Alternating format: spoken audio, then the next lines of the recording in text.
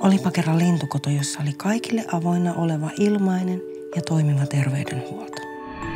Sitten tapahtui asioita. Nyt saat maksaa terveydenhuoltamisesta et 1, 2, vaan 3 kertaa. Ei taas. Kaikki alkoi, kun alettiin supista, sähistä ja puhista.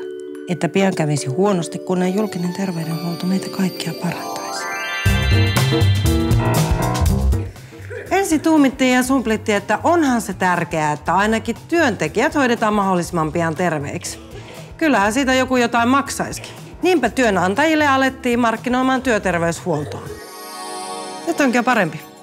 Maksua vastaan arjen ahkerat sankarit pääsevät nopeammin hoitoon. Lisäksi keksittiin erilaisia toimenpiteitä vähentämään sairauspoissaoloja.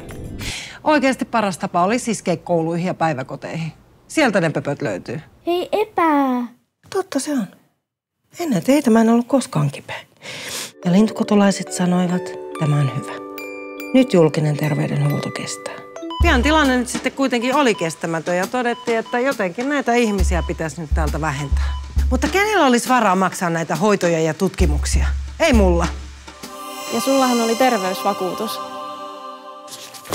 Tuossa oli vasta 2. Ei ollut kultaseni.